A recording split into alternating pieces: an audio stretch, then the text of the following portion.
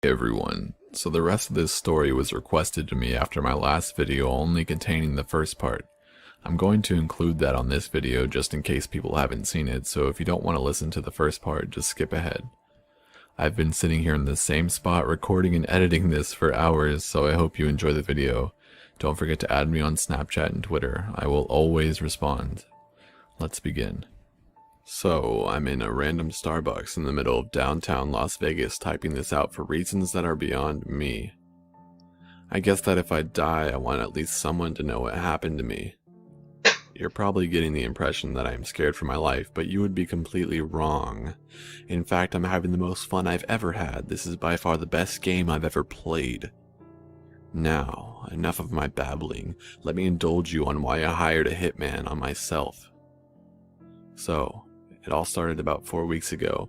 I'm sitting in my office, bored as hell, staring blankly into my computer, counting each individual white pixel on that goddamn screen. As I'm staring off into space, enjoying the peace and quiet of my own little world, I start thinking to myself, how did I end up this way? My life has boiled down to me sitting in this fucking cubicle for 8 hours a day, eating and sleeping. I sure as hell didn't grow up thinking, boy, I'd sure like to spend the rest of my life filing acquisitions for some soul-draining corporation. I mean, I make good money, sure, but I don't even feel like a human anymore. It's like I'm going through the motions. I have no kids, no girlfriend, no family that actually wants anything to do with me. I'm completely alone. I need some adventure in my life again, some excitement. Fuck, anything is better than what I'm doing right now. I was snapped out of thinking how pathetic my life was by my annoying ass boss asking me if I had finished with this week's paperwork. I hadn't yet, but I lied and told him that I did. He told me in this "I'm superior to you" tone to have it on my desk tomorrow morning. Yeah, I'll get right on that, you self-centered prick. I finished up the form I had been working on and turned off my computer. It was 5 p.m., signaling the end of another meaningless day. I got home and started thinking about what I could do to make my life a bit more fun. I went through the usual ideas of a vacation, moving to a new city, maybe even a new car, yet they all fell short. I needed something really fucking crazy to go down. I wanted to drop a bomb on my former life and really get shit started. I started fucking around on the deep web looking at all the illegal shit that they have to offer, and then I saw an ad that said, "Have a problem in your life? Hire one of our cleaners to take care of it, at Cthulhu's will." Now my interest was piqued. I checked out their website and it was a site to hire a hitman. Then a thought popped up into my head. What if I hired a hitman on myself? It would be like a game of cat and mouse, and the punishment for getting caught would be, of course, death. I was curious to see what their guidelines were and to see how far they would go to eliminate a target, so I emailed them saying I had a problem I wanted to get rid of. Within 3 hours I got a response back informing me all of the details of the business and the range of prices it would cost me. I didn't respond right away, allowing myself time to think carefully of what I was getting myself into. The more I thought about it, the more excited I got. This was the ultimate adventure game, like a real-life video game. I would have someone that would spend night and day hunting me down, and I would have to spend all of my time hunting them down. The first person to find the other wins, and the loser dies. It was perfect. So I went into work the next day, knowing that it would be my last day there. I did what every cubicle monkey dreams of doing. I told my boss that he can go fuck himself, told the smoking hot receptionist that I wanted to bend her over the desk and fuck her brains out, and destroyed every last form and file I had in that shithole prison just to make things harder for all the douchebags I worked with. Then I got to work on setting everything up. I went out and bought myself some new toys at the local gun store.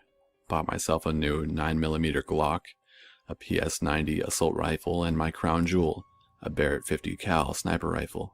I also stopped by this nifty little spy store in my city and picked up a few things.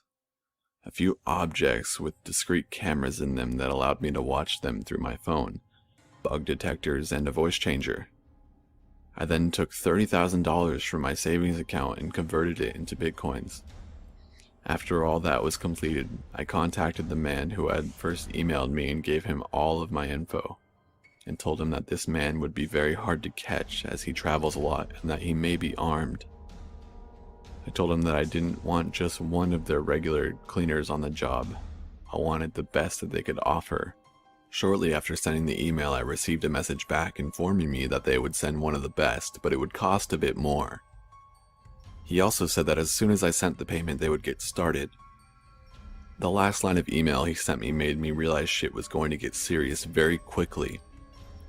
Just a quick warning for you. Once the payment is sent and confirmed, there is no going back. The job will be taken care of and there's nothing that can be done to stop it. Perfect. I sent the payment immediately and got a confirmation email back that it was received and that someone would be sent out the next day to my location. Now the real fun can begin. So there's the start to this huge shit show I created for myself, and like I said, it's been loads of fun. I've been in this Starbucks for about 2 hours now, and I need to get going as I can't stay in one location for too long. I'll update tomorrow with the rest of my story so far if people are interested. Wish me luck. How's it going, guys?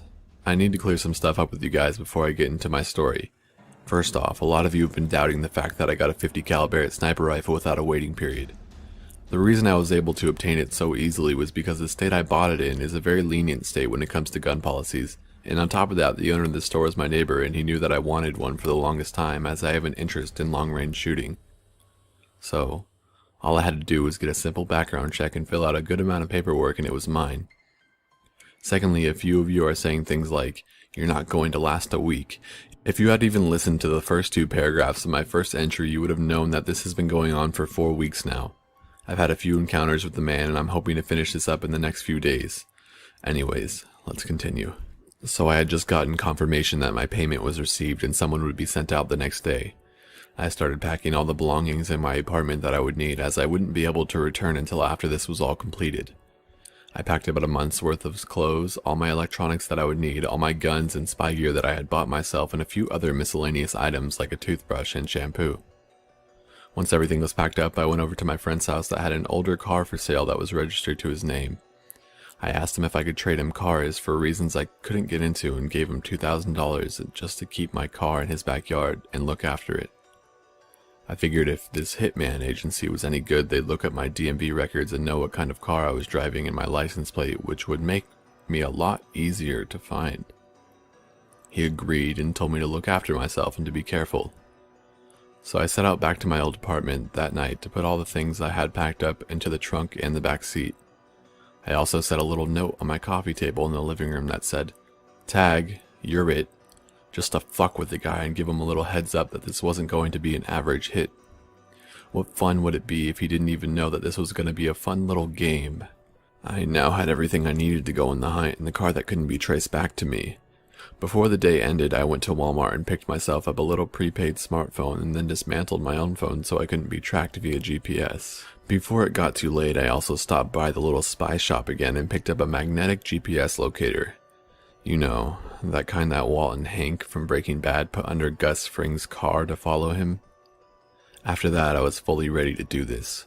No turning back now.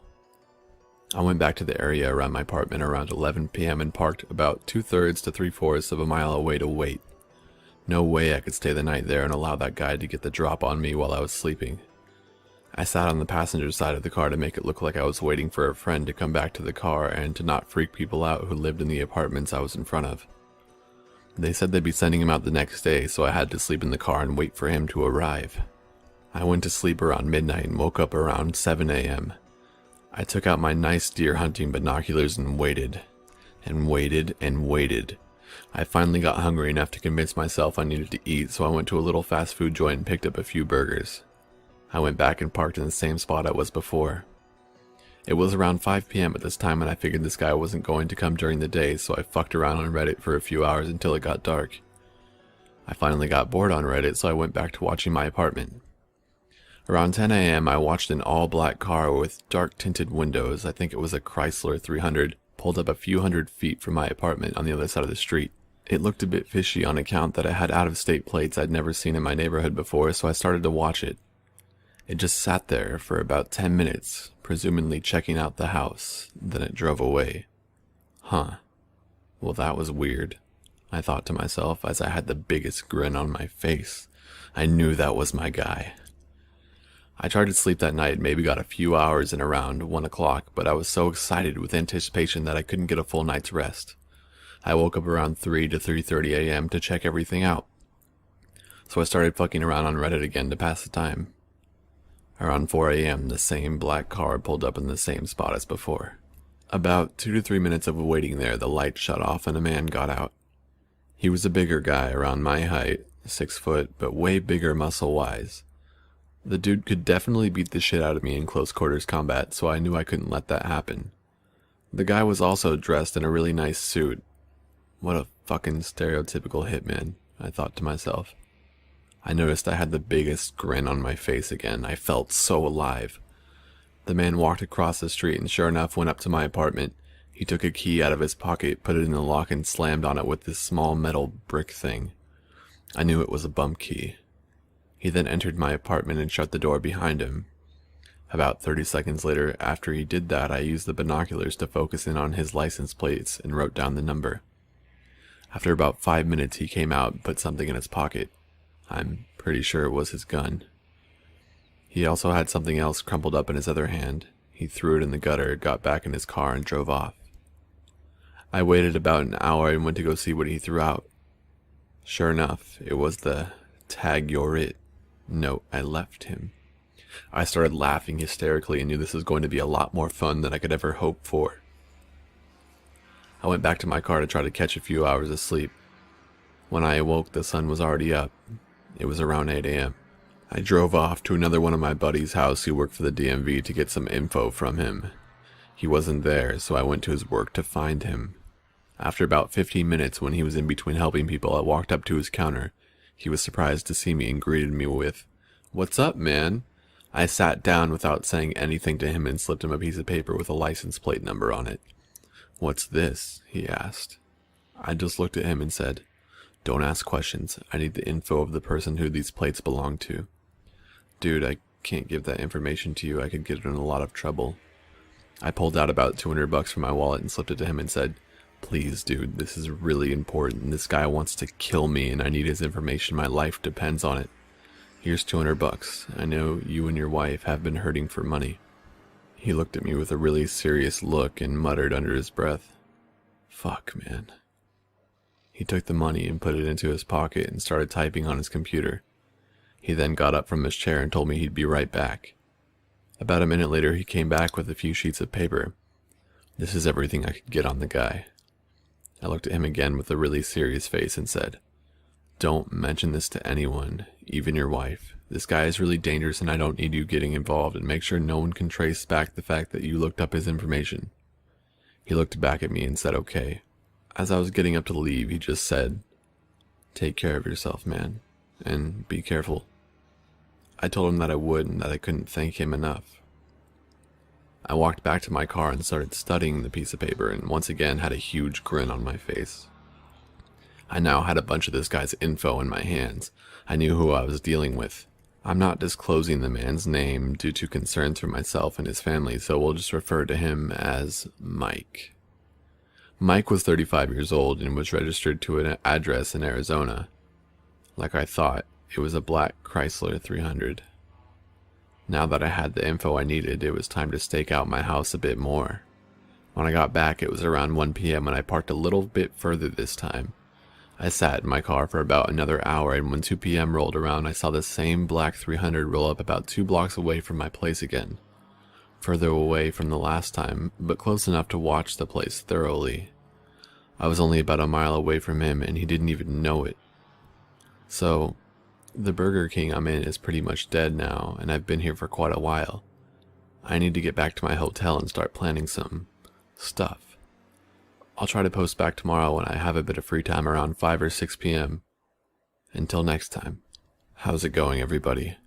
So first off, sorry yesterday's part wasn't too exciting, as I had to get through the boring parts to get to the kick-ass Michael Bay explosions part. Oh, and not sure if I'll be able to update tomorrow.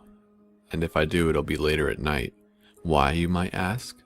It's Mike's last day on Earth, the day he gets a bullet in between his eyes or through the chest. Anyways, enough of the semantics, let's get started. I had just gotten back around the area of my apartment and had seen Mike parked on the street from my apartment. At this point, I was done just watching him trying to watch me all day, so I decided I needed to test his abilities a bit. I went a few miles away to an old Motel 6. I walked in and a nice older man was running the front desk. I walked up to him and asked if I could book a room. He said yes, that would be fine, so I paid with my debit card. I also handed him an envelope and told him if he saw a man wearing a suit about my height asking for anybody to hand this envelope to him. He stuttered a bit, trying to get out that he doesn't do that type of thing, but his attitude changed real quick when I pulled out a $100 bill and handed it to him. "Oh, of course, sir. If he comes in, I'll give it to him." I then went about another 5 miles away to another Motel 6 and paid for a room with my debit card again. I handed this lady another envelope and pulled out $100 and described Mike to her. "If he comes in here, just hand him the envelope and he'll leave." She handed me my room key and I left. I then went across the street to a bit nicer motel and booked a room with cash. The room was on the second story and I had a clear view of the Motel 6 across the street. You might be wondering what was in the envelopes and why I booked 3 rooms. Well, first off, I needed to see if they were monitoring my bank accounts, and secondly, I wanted to see what his reaction would be when he finally realized that I led him to 2 dead ends. The envelopes were just 2 pieces of paper. The first one said, "Try again," and the second one said, "So close, yet so far away. Now, to just wait." I got up to my room and took a shower because I desperately needed it. I then set up one of the hidden cameras that I had bought from the spy shop outside my room facing the entrance to the front desk of the motel across the street. I went back inside and waited. About 2 hours later, wouldn't you know it, the black car pulled up into the parking lot. As it sat there, I looked at the GPS tracker I had bought a few days prior, and I knew I had an opportunity to put it on his car so I could track him. The only problem was if I even attempted to get close to his car, he'd know I was there and might even start shooting at me. I pushed the curtain of the window to the side and looked around and saw a couple of teenagers on bikes fucking around in the parking lot of the motel I was in.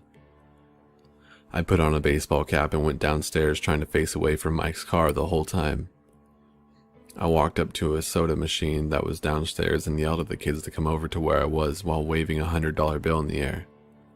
After all, I'm sure those kids would love cash to fuck around with or buy some pot. After looking at each other, they came over to me and asked what I wanted. I pulled the GPS tracker out of my pocket and told them if they wanted to make a quick buck, all they had to do was wait for the man in the black car across the street to get out and walk into the lobby of the motel and hide it underneath the bumper somewhere where he would have a hard time finding it. "How are we supposed to do it without him figuring out what we're doing?" one of them asked. I thought about it really quick and said, "Just ride your bikes behind the car and one of you will pretend to fall. Then, as you're on the ground, stick it underneath." They all looked at each other again and snickered, and agreed. I turned it on and handed it to one of them. I then handed the $100 bill to another one of them. As he grabbed it, I held onto it and he looked at me with the questioning face as why I wasn't letting go.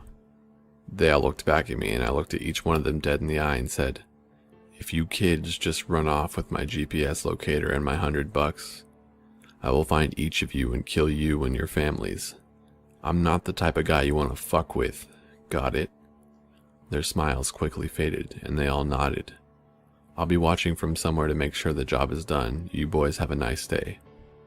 They slowly turned back around and rode off across the street, not knowing what I had just said was just a bluff. I took the back stairwell up to my room. As I got in to check the camera I had planted, Mike had just gotten out of his car and was walking across the parking lot. Just as he entered the check-in building of the motel, the kids entered the camera's frame. Just as they got near the back of the car, one of the kids fell and I saw him reach his arm underneath the car. He then got up and they rode off.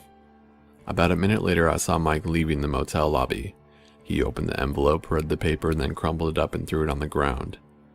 He then got out his phone and called someone while walking to his car. He got in and left after putting the phone back into his pocket. I had another grin on my face knowing I was slowly winning the game. I got onto my laptop and watched the little red dot slowly get further and further away. About an hour later, I decided to go check up on what Mike was up to, hoping to find the location of where he was staying. I drove to the area where the GPS locator was stopped at. I parked about a half-mile away and started walking to his location. It was a little parking lot for a Mexican food restaurant, but as I scanned the parking lot, his car wasn't there. I walked up to the front of the restaurant and could see by the entrance there was a little manila envelope. I walked up to it and opened it. All that was inside was my GPS locator and a note that said, "Tag, now you're it." My smile and thoughts were cut short as a little hole exploded out of the pillar I was standing by. As I ducked behind the pillar, another hole was created in the brick wall that was now in front of me. Fuck, he's shooting at me. Where's the sound of the gun though? I thought quickly. He must have a silencer. Shit. I completely fell for his trap. I'm such a fucking idiot. What the fuck do I do now? I pulled out my 9mm and peeked my head out from the pillar. I couldn't see him. Fuck. I had no choice but to run. He was closing in on me. I ran into the restaurant and went through the kitchen as a whole bunch of Mexicans were yelling at me and darted out the back door. I ran down the alley that the back door led to, my adrenaline pumping. As I neared the end of the alley, I heard something whiz by me, tearing the side of my shirt. Almost out of the alley, I ducked behind a big metal dumpster. I chambered around, popped out a bit, and shot twice at him. A loud-ass bang-bang sound shot out as the bullets exited the end of the barrel. Fuck, everyone around is going to hear that, and this guy had a goddamn silencer, so he doesn't need to worry about that. I need to get the fuck out of here before the cops show up. I darted out of the alley, and as I rounded the corner, I heard another bullet strike the brick wall. I looked back and saw a huge chunk taken out of the corner. I ran as fast as I could back to my car, trying my best to make sure he didn't follow me. As I got in and took off, I looked back to see Mike running around the corner, looking around, trying to find me. For a guy of his size in a suit, he was sure is pretty damn fast. I then hit a red light with a few cars around me, and I could still see him running in my direction, trying to look for me. I could tell he didn't know what kind of car I was in by the way he was frantically looking around. He kept getting closer and closer until finally he was right beside me, on the other side of the street. The only thing that was between us was another car in the left lane. Come the fuck on, light turned fucking green. I was fucking hysterical at this point. The man that was trying to kill me was about 15 feet away, and all he had to do was look hard enough through my tinted windows and he'd know that it was me. He then continued walking past and pulled out his phone. Right as he hit the street corner, the light turned green and I fucking gunned it. As soon as I knew he was away from me, I started laughing louder than I've ever laughed before. I was so close to death, and yet I never felt more alive. This is exactly what I needed, and I already couldn't wait for our next encounter. Only next time it would be on my terms. I got back to my motel room and got upstairs. I sat down on the bed and started thinking about what had just happened, and planning my next move. I was such a fucking idiot for falling for that trap. He had seen those kids plant that thing, or he had some kind of bug detector like mine that could find planted electronics. I didn't know which one, but I did have a few pieces of valuable information. They were monitoring my bank accounts. He has a silencer and is not afraid to shoot in public, and from what I saw, he's not bad at his job. I had just gotten extremely lucky that I switched cars and he didn't happen to see me. I collapsed on the bed, exhausted as the adrenaline wore off.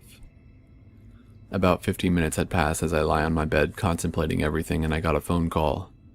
I looked at my phone and it was a number that I didn't recognize from a 480 area code. I answered. "Well, hello there. You left so soon we didn't even get to play." "Who is this?" I asked like a dumbass. I knew who it was. "Don't worry about who I am. It's yourself that you need to worry about." I started laughing. "Oh, Mike, my buddy, it's you. I don't think—" "How do you know my name?" he snapped. "You shouldn't interrupt people while they're talking, Mike. It's quite rude. As I was saying, I don't think I need to worry about myself too much. I'm it now, though, so I'll be seeing you soon," I said. A few seconds of silence followed. It sounded like he was in a car. "You'll be seeing me sooner than you think," and then he hung up.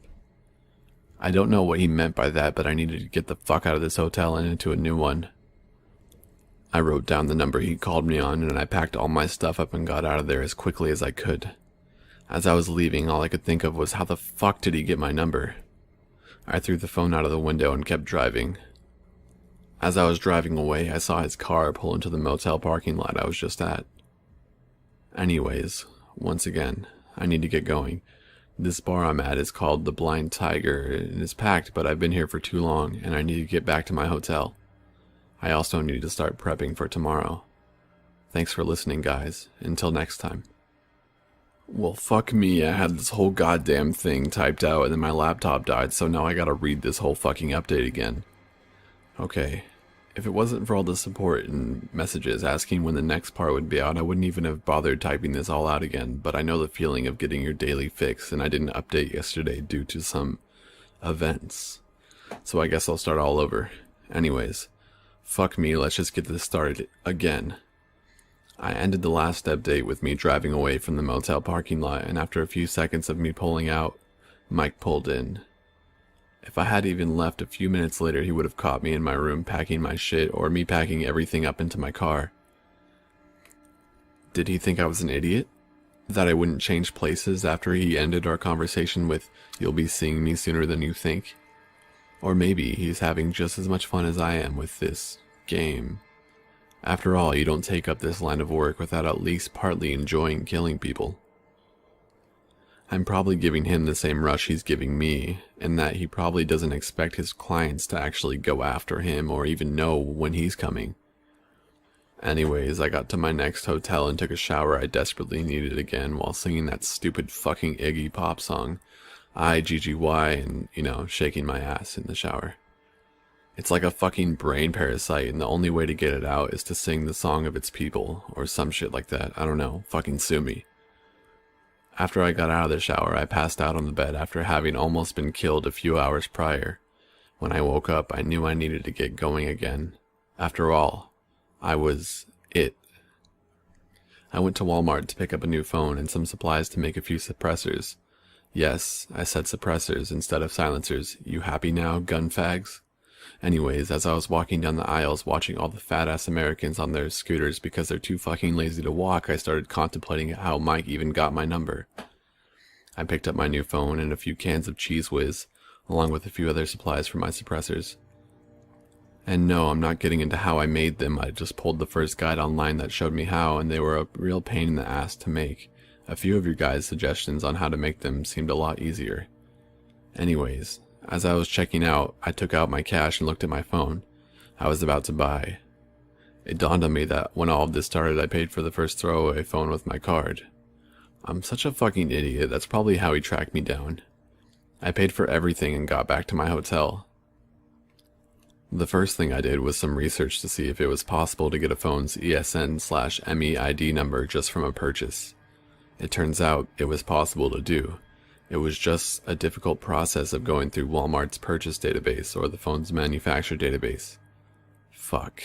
Another mistake on my part. If I keep fucking up like this, I'm going to end up dead.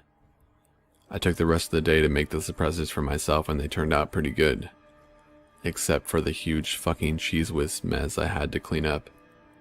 I now had one for my 9mm and one for my P90. After all that was done, it was dark out.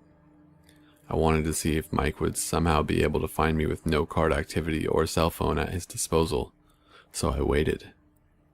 A day passed by, then 2, then 3. After about a week and 3 hotels later, I figured he was only able to track me when I used my card and slipped up somehow like anyone who doesn't know a hitman is following him would do. Unless he was watching and studying me the whole time, which I doubt he was doing. By the end of the week of sleepless nights and constantly looking over my shoulder, I was almost completely out of cash on hand. I knew I needed to hit a bank or an ATM, but as soon as I withdrew some cash from my account, they would know I did, and the location I got it from. After a bit of thinking about this, I figured I could usually use this to my advantage. So I set out to surprise little old Mike. After all, a week prior he set me up, so I figured it was time to return the favor. I traveled about 30 minutes to the very outskirts of northwest Las Vegas. I found an area that seemed perfect, my bank on one side of the street and a desert with lots of boulders and Joshua trees on the other side. As I was surveying the area on one of the corners near the bank, I saw an ATV with a for sale sign on it. I went to the door and rung the bell. A nice, typical suburban dad answered the door with a little girl right behind him hugging his leg and looking up at me. "Can I help you?" he asked. Yeah, I actually saw that you had a Yamaha ATV for sale, and I was wondering how much it was. He told me it was $1,500 and I told him that I was interested.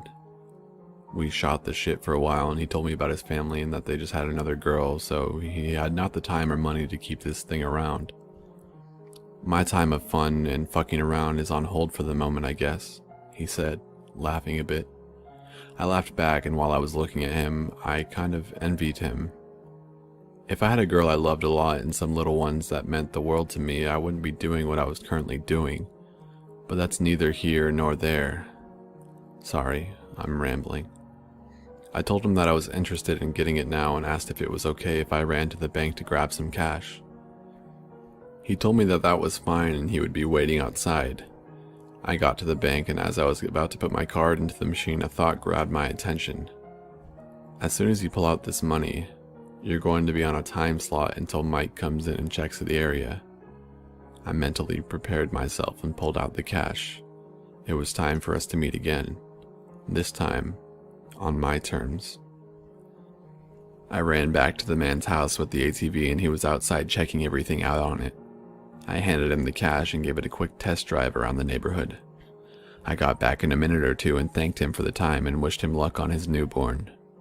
I got in my car and told him I was going to park it around the corner at the nearby park and come back for the ATV, as I was going to be riding it today. He said that was fine and I took off.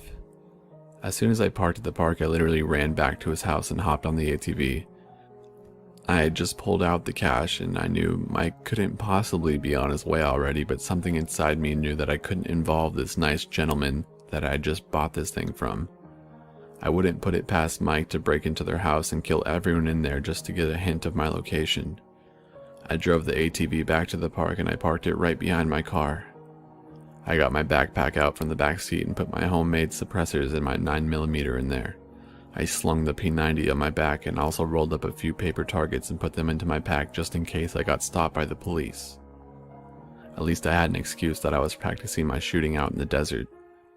I eventually got about 400-500 yards out into the desert across from the bank. I set up one of the targets and fired 2 shots from both homemade suppressors from each gun. They both worked really well with only a small sound coming out of each of them. The sun started to set behind the mountains and I got set up and parked my ATV behind a large boulder.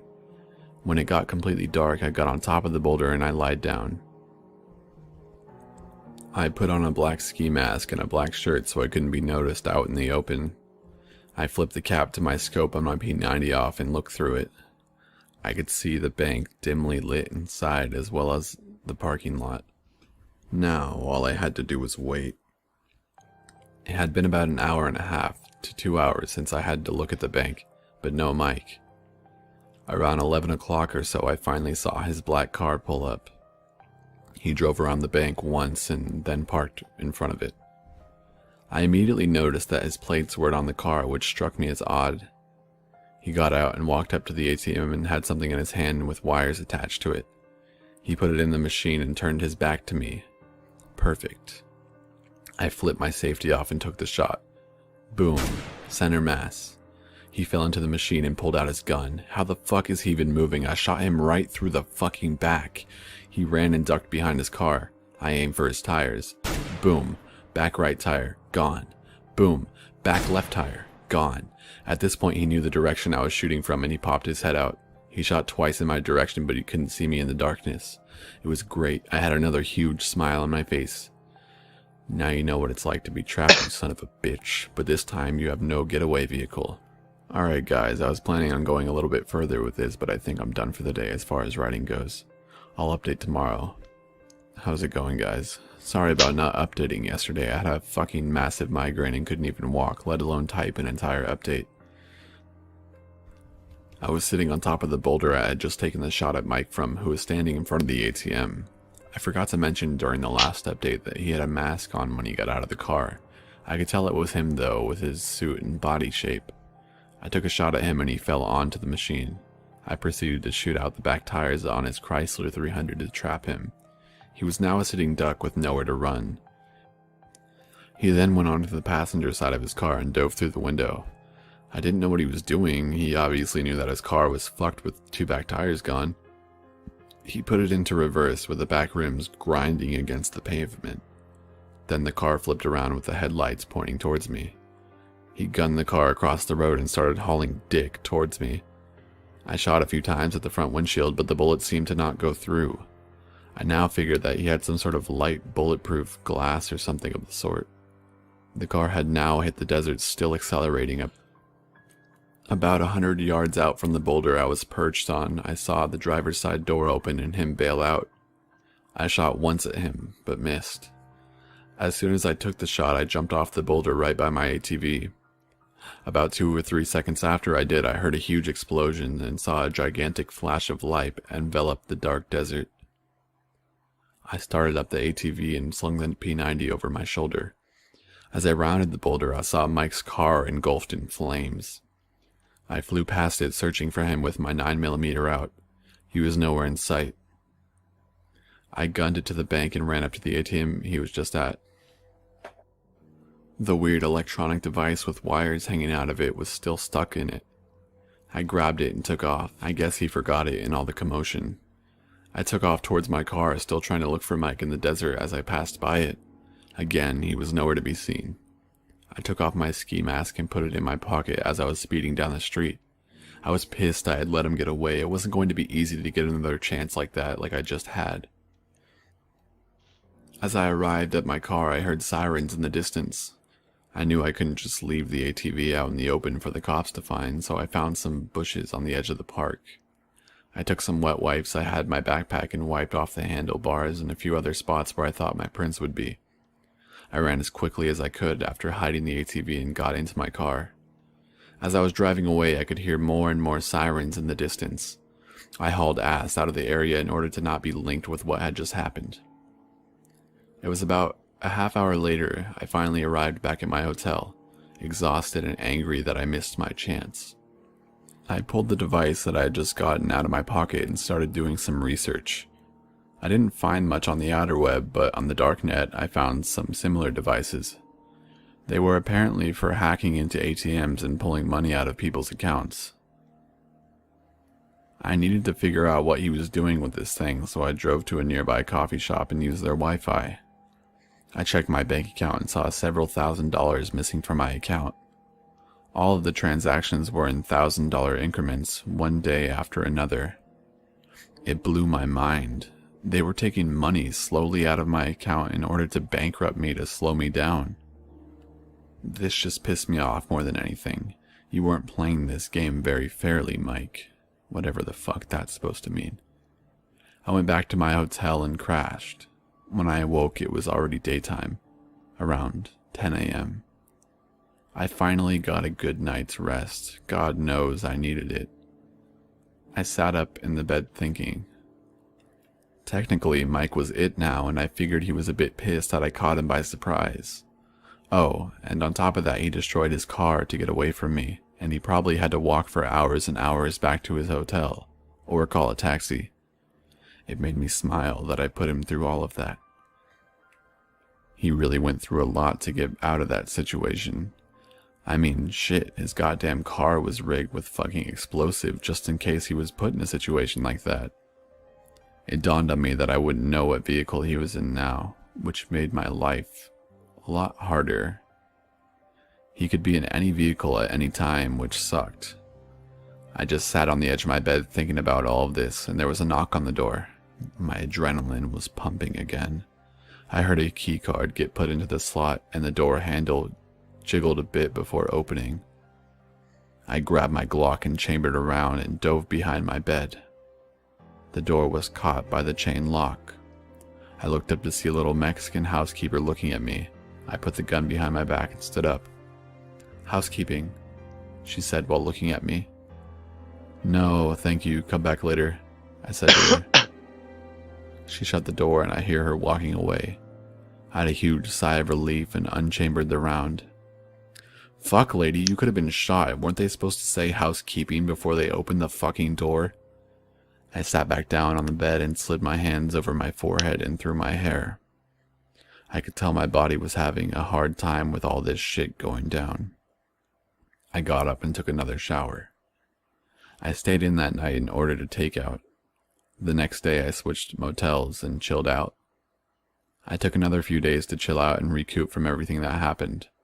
On the third day in this new hotel, I knew I needed to get to the end of this game. After a few hours of pacing in my room and not coming up with a single fucking idea and stressed as hell because I couldn't come up with anything, I decided I'd go down to the strip and play a little poker to get my mind off of everything. I went down to the Flamingo Hotel and started to play a little bit. After a few hours of playing and winning a good amount, I decided it was time to pack it up and quit while I was ahead. I cashed out my chips and headed out to walk the strip for a bit. It was so crowded and crawling with cops, I knew even Mike wasn't going to take the chance trying to shoot me here. As I was walking, I noticed the Bellagio fountains started up. I stood across the street admiring them, and it took my mind off everything that was going on for a brief moment. As soon as my mind got sidetracked with the beauty of the jets dancing around one another, I saw something that shocked me to my very core. There was Mike, walking in between a thick crowd of onlookers watching the fountains. Holy fucking shit. Out of all the people in this whole fucking city, there's the one person that I was looking for right in front of me. He hadn't noticed me at all, so I started trailing behind him on the other side of the street. I lowered my baseball cap and kept watching him, always a few feet behind so he wouldn't see me. He eventually made his way to that Aria hotel and walked in. I waited about a minute and I walked in. Just as I had, I saw him make his way to the room elevators. No fucking way, I knew where he was staying. It was a 1 in a million, but something out there gave me a break and put him right in front of me. I walked up to the lobby receptionist and gave her some bullshit story about how me and my buddy got separated and I needed his room number to check if he was there. She asked for his first and last name, and I gave it to her. She typed some things into her computer and gave me a room number. I couldn't have gotten more lucky. The more I thought about it, the more sense it made. If I were him, I'd want to stay in the most crowded hotels in Vegas, making getting found a lot harder. I thanked her for the information and took off. I made my way back to my car and drove back to my motel. I got in and took out one of my spare manila envelopes. I put the ATM hacker gizmo in it and a note that said, Red Rock Canyon, 6 p.m. 2 days from now. Take Scenic Loop Drive to White Rock Mountain Road and turn right. Keep driving until the road turns to dirt and keep going some more. You'll see an older car parked on the side of the road. I'll be waiting. You're it. I ran back to the Aria with the envelope and room number in my hand. I took the elevator up to his room, a nice suite. I wrote Mike on the front of it and took out some tape that I had, stuck 2 pieces to the envelope and stuck it to his door as fast as I could without making any noise. Hopefully, no one would take it. This was my only chance to finally finish all of this. I ran back down to the casino floor and got to my car. As soon as I got back to my room, I started to prepare. I took out my 50 cal and started to clean it, from barrel to the butt of it. I couldn't fuck this up like I did last time.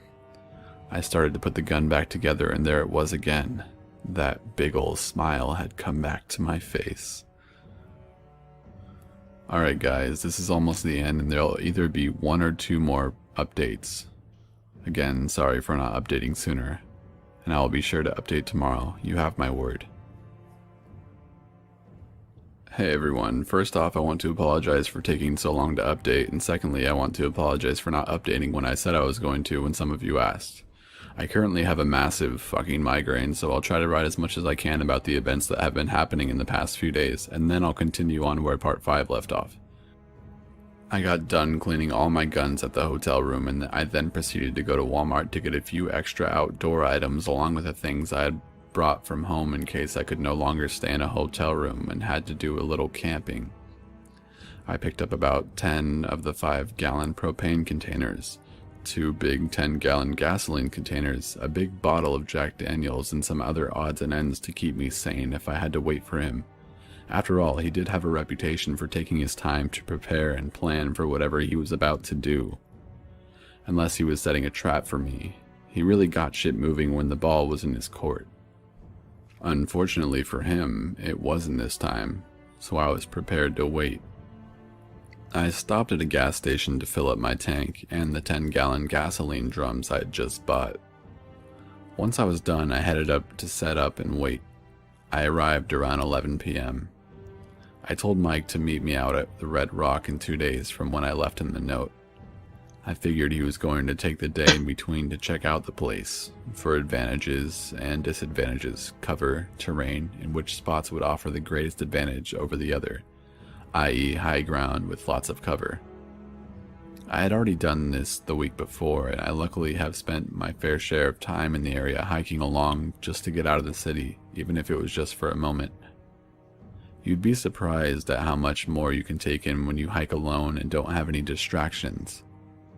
I knew this particular area well, almost like the back of my hand.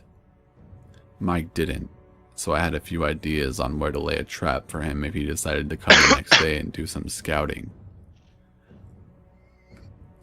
I knew he would be looking for good ambush areas, somewhere I wouldn't expect and where he would have an extreme tactical advantage. There was an area about 2 miles in from where the paved road turns into dirt. Big boulders surround the road, along with tons of wild trees and bushes. Monsoon season was just coming to an end, so the vegetation was nice and thick, providing lots of sight coverage. I was planning on parking my car right after this area in order to provide the illusion that that's where I would ambush him. However, there's a big overhanging plateau formation way in the distance. It had 3 perch areas that looked over this entire stretch of road for about 1.5 miles in each direction. This was my best chance I had, and I needed to take it. I arrived at around 11 p.m. and parked my car way off the dirt road and out of line of sight from people who would be driving on it. I packed up all my gear I would need for the night and started to trek up the area I chose to watch from. I only brought 2 of my guns. My 9mm just in case, it's always good to have a backup, and my baby that was a little hungry to do some hunting, the Barrett 50 cal. I finally trekked up the plateau and just got the rifle set up for a good shot of incoming traffic.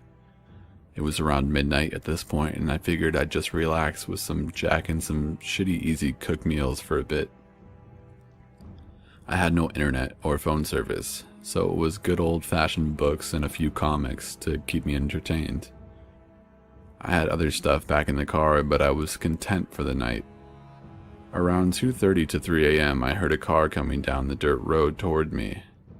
I was a little curious as no one is usually out here at this time of night. I figured it was a park ranger or some love-crazy kids that just wanted to be alone. Wasn't worried about either as I had hidden the car extremely well and didn't have any electronics or any other things that would alert people to looking up in my direction. I watched as the car got closer and closer to the area I was planning on leaving the car for Mike to see. The car, a blue Toyota RAV5, had rental stickers on the sides of the windows, which made me think it was some tourists enjoying the desert night. But then once I started thinking about it, someone who doesn't know the area, especially while traveling at night, wouldn't even leave the scenic roundabout, let alone come to some random off-trail in the middle of bumfucked Egypt. It dawned on me that Mike probably had to rent a car, as I, well, blew his up. Oops. I waited for a minute, and after being stopped at the area for a minute, someone got out of the car, and holy shit, it was Mike. He had a fucking big-ass bulletproof jacket on, along with some huge assault rifle. It looked like an AR-15, but way more decked out, and more like something fucking Rambo would mow people in the rainforest down with. I waited for him to drop his guard and look around a bit, and then I took a shot. Missed by a bit. Holy shit, how dumb could I be? I didn't reset the scope after cleaning the gun. Fucking details, man. So I went to another perch point and reset the scope, and then I added a bit of other things into the equation like distance and angle, and everything checked out. Mike was behind a boulder that was blocking my view from where I had a first shot at him, but this new perch was just to the side of it. He slowly inched his way into my scope and lined up a second shot. Boom. Holy fuck, this gun sounds beautiful. The bullet drop was a bit more than I anticipated, so I hit him in his knee. The bullet blew his fucking leg completely off his body from the knee down. I shot at the gun 3 times to disable it and empty my clip. I made my way down to him and he was looking at me with a shocked look like, how the fuck did you hit my leg? I put a tourniquet on his leg, but of course searched him for weapons. He still had that original 9mm with the suppressor on it he had first shot at me with. Memories, man. I then shot him up with an EPI pen I always kept in my first aid kit to keep him alive for a bit longer. A bit cruel, yes, but I didn't want to end it just yet. I had other things for him to see. I dragged him over to his car and put him in the front seat so I could watch him. I went over to him with the bottle of Jack and asked if he wanted a last drink. He sure took that fucking opportunity up, that's for damn sure. I loaded all of the propane tanks into the back along with both of the gasoline containers. We drove for about 45 minutes, him barely awake but still fully conscious and really enjoying the Jack. We got up a little ways on the highway to Mount Charleston and eventually got up to a good straightaway with a sharp turn at the end with nothing but a little guardrail in between the road and about a 1,300-foot drop. I found a good-sized rock on the side of the road and started to pour the gas all over the inside of the vehicle. All Mike did was close his eyes and wait. When I was done and about to launch it, I went up to the door and asked him a simple question. You want it fast and quick, or long and horrible? He looked at me with a smile and held up the nearly empty Jack Daniels bottle. Fast, but let me finish this first. He chugged the rest of it and said something I'll never forget. I definitely don't want to die just yet, but you sure set up one hell of a fucking game for yourself. He knew I had put the hit on myself right after I left him that very first note in my apartment that said, "Tag, you're it." He looked up forward out of the windshield to the sky and said, "Do it. Make it quick and clean and light this fucking thing and get the fuck out of the area." Until the very end, he was a damn good sport about it. If the tables would have been turned, I don't think I would have been so nice about it. Boom. In one temple, out the other. I set the gas on fire in the back first and placed the car in drive. I then let it fall onto the gas pedal and the car took off. It strayed to the right a bit, but it was going pretty damn fast by the time it hit the edge. I was walking for about 5 or 6 minutes before the propane tanks exploded. They can handle a bit of heat, I guess. They went off one after another, and the last 4 or 5 of them all went off at once. I got off the highways and started walking the trail back to my area, and that's all how this should have ended, but I'm sorry to say that it hasn't. Mike and I met for the last time at Red Rock Canyon about 6 days ago, and ever since then some really weird shit has been going on. I really don't know for sure if they're all connected. It's obvious that some of these occurrences do, and the pieces that are fitting together are constantly leading back to one thing: the organization I originally hired. But my mind is trying to make everything that has happened to me from the past 6 days, all of them fit together. I fear I'll miss something if I don't make them fit. Something that would end up saving my life, possibly. In the end, I'm just mashing up all of my experiences and clues I've gathered in the past 6 days, trying to find some sort of picture of the game they're playing with me. All I know is ever since Mike and I finished our game of tag, my life has gotten turned completely upside down. Enemies are everywhere, and worst yet, I don't even know who they are, what they like, and what they want from me. I can't trust anybody except for people I knew before I started this game, and in a city with this many people, I don't have a whole lot of options. First off, for the past 6 days, I've been having massive migraine headaches. It literally feels like there's an ice pick slamming onto different parts of my brain with each pulse of my heart. I got regular light headaches every so often like any other person does. They were nothing some Advil couldn't fix. These are different. They're happening every fucking day, multiple times a day, and nothing I could take can get rid of them. I have to wait for them to pass, which takes a few hours. I can barely stand when they happen, and light aggravates them. I even have my laptop screen on its lowest light setting to minimize this. Secondly, 3 days ago I was waiting at a light intersection in Henderson, a city connected to Las Vegas on the south side.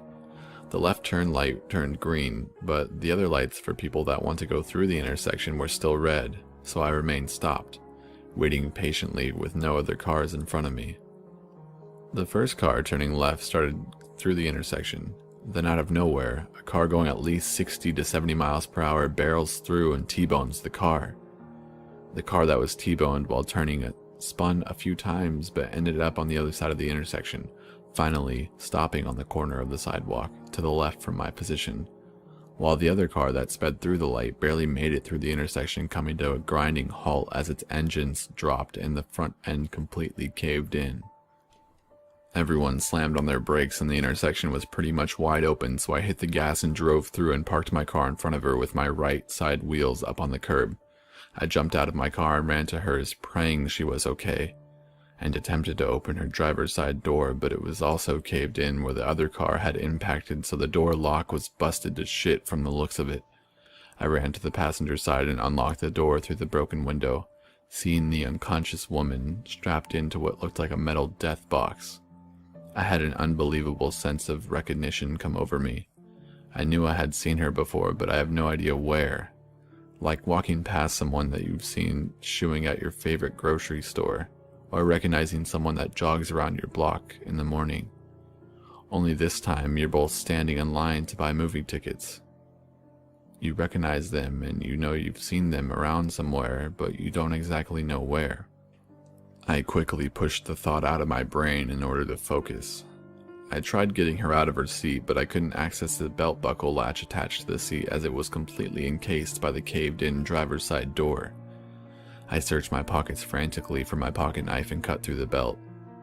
As soon as that was done, I picked her up as carefully as I could and set her down on the curb just outside the passenger side of her car. Adrenaline is quite an amazing chemical when it fully kicks in and flows through your body. She felt like she only weighed 30 pounds when I picked her up. As I was laying her down on the sidewalk, I saw a little chunk of metal sticking out of her thigh through her tight jeans. It was protruding out about 3 inches, but I have no idea how far it extended into her thigh. I took off my belt. It's funny, I actually referred to it as my lucky belt ever since I got away while running from the cops drunk in college and because of all the other ridiculous situations I've gotten out of while wearing it. It's stretchy with no designated loop, so it can fit around anything as small as a stop sign post to something as big as the fattest contestant of the season premiere of The Biggest Loser. I sipped it under her leg and pulled it as tightly as I could, a couple inches above where the metal was sticking out. Right as I did that, she opened her eyes very slightly and looked at me. Then after a few seconds, she closed them as she blacked out again. I kept my fingers on her neck to feel her pulse, and it was there. Faint, but it was there. I lifted up her leg really quickly to see a round red stain as a pool of blood started gathering underneath her thigh, trapped there due to her skinny tight jeans. Every 30 seconds or so I checked in. Thankfully, it wasn't getting much bigger. Looking back, it seemed like time itself was going so slow as I got her out of the car and tended to her injuries. I completely blocked the world out around me. As soon as I knew she wasn't going to bleed out, I heard the faint sound of sirens in the distance. Reality snapped back as I look around to survey the scene. Mostly, people were just standing around on the opposite side of the street from where I was, some on their phone, presumably to 911, and others just shocked at the accident they had just witnessed. I looked over to see 2 people pulling the man who ran the red light out through his window, his car about 2/3 the length it used to be. Even a bit of the front doors of the car were warped a bit, which explained why they couldn't get them open. It maybe took the paramedics 4 or 5 minutes to get to the scene, but it felt like an eternity. 2 ambulances came flying to our location. One went and parked by the other man's car and one parked in front of mine. I checked her pulse one more time and it was still there. Faint, and it damn sure seemed to be clinging to life, but nevertheless, it was there. As soon as he took her vitals and gave her a quick look over, he asked me for a quick summary of what had happened. I explained and asked if she was going to make it and be okay. To my relief, he said yes and explained she might not have made it if it wasn't thanks to my belt, and the fact that I had left the object in her leg. I learned as a young kid in Boy Scouts never to remove an object that was stuck in a person, as it can lead to even more blood loss, and then very quickly, death. And proper tourniquet placement on the arms and legs to prevent a person from bleeding out. I chuckled a bit inside. Who would have fucking imagined that I would ever put any of this stuff I learned from my first aid badge to use in the real world? He asked if I wanted my belt back, and I told him no, and to attach a note to it that explained that it was her lucky belt now and that it saved her life. We laughed for a quick second as he agreed, and as I turned around, police officers were approaching me. I'm not too big of a fan of cops, but I figured I was not in any sort of trouble as I had just helped secure the victim of an accident. He asked me if I could give a statement as to what happened, and I agreed. He turned around and asked me to follow him to his car to get the paperwork, and I saw the other man sitting up on the stretcher the other EMTs pulled out. He was yelling and slurring his words and acting as any obliterated person would after they had just been in a bad accident. I kept looking at him, and he seemed familiar as well. I didn't recognize him as well as I did the woman I'd helped, but I had definitely seen him before. I heard him shout in a drunken manner at the EMT, "My brakes didn't stop. The brake pedal didn't do nothing. I couldn't stop," he said, extremely drunk. When we continued to the cop car, I gave him my statement. As we were finishing up, another cop came up to the side of him, chuckling a bit, and said, "This guy's BAC was .21, according to the breathalyzer." We also found a half-empty beer can over on the passenger side door. He's saying something about his brakes not working, but he's so fucked up he probably was hitting the gas pedal instead. The officer taking my statement nodded, and the other cop walked off back to the scene as the tow trucks had just arrived. The officer who was taking my statement turned and put the pad and pen on the seat of the squad car. "We're done here," he said in a serious tone, and I turned to walk away. I took a few steps away and I heard him say, "Oh, by the way." "Yeah?" I asked. "I heard you saved that woman's life by slowing the bleeding down until we got here." I turned around and said, "I don't think I saved her by any means. I was just trying to give her as much time as she could get until the paramedics arrived." I was turned around and started walking away and heard him say in a quiet, deep voice, "Seems like you did the opposite for the other guy who flew off the mountain pass on the other side of Mount Charleston a few nights ago. Perfect place to go off, too. Must have been at least 1,000-foot plunge or more." I stopped, dead in my tracks. All the blood that was in my face fled, replaced with a substance that felt cooler than liquid nitrogen. Frozen there, and without turning back around to face him, "Excuse me?" I asked, my very soul not wanting to hear his answer because I knew I was completely fucked. "Oh, nothing. You saved one life and ended another. I think that God would call that even, don't you think?" he said, his voice getting more and more cheerful after each syllable left his mouth, like a proud hunter knowing his prey was cornered with no possible way to escape. Feeling like I was frozen in a block of ice, having nowhere to go, I replied, I can't really say. God hasn't said anything to me yet, but I'll let you know when he does." As I spoke, I literally felt like a dead man walking, like this man behind me was taking the very energy of my soul as he stared at me. He started laughing. "Well, who knows, you may get that chance sooner than you think," he said. And then his voice suddenly going back to the previous deep monotone darkness it was before. "But who am I to say that?" I heard him turn around and take a few steps into his cop car and shut the door behind him. I was just standing there frozen until I heard the car door shut, causing the regular world to return as I slowly walked back to my car. And after this occurred, my laptop I was using to catalog everything I've done so far, check my bank accounts, look at pretty much all my information on it that I needed to stay ahead, started acting up about a week ago. Randomly closing internet tabs, me being in the middle of writing an update on this, and my laptop would shut itself down. And the final straw was my command bar popping up on its own and writing out, "We are watching. We are everywhere," without me touching my computer. They now had complete control of it, and that it's just useless to me. So I had to get a new one and make sure it doesn't get hacked. Anyways guys, looking back at what I just typed, I pretty much wrote a whole fucking prologue to what happened after the game. I'll update if it continues on from here, but don't count on every day. Hey everyone, so sorry for the last story looking like the ramblings of a crazy person. My migraine at the time just kept getting worse and worse, and by the time I was done writing, I couldn't even proofread or even stare at my screen any longer. I was literally shaking with pain, about to just kill myself to get it over with. Don't worry, I'm not suicidal. Well, by suicidal I mean personally killing myself. I guess some would argue that what I did was suicide. In my opinion, it was more of a game, but hey, call me what you want, I honestly don't care. Anyways, I figure I'd leave one last quick update to let you guys know what's been going on, and it might just be the last day of my life. Let me explain. So I took my hard drive I had saved from my laptop I had gotten rid of to a buddy of mine who was a programmer to check for how the hell they hacked into my system. I wanted to keep it because I had some shit on it that had some sentimental value to me, and I didn't want to find all the songs and movies I'd downloaded all over again. Anyways, he transferred the things I still wanted over to my laptop and ran all the files through a program to check for abnormal files or viruses hidden in any of the transferred data. He didn't find any, so I was in the clear there. I didn't tell him what had happened in the past month.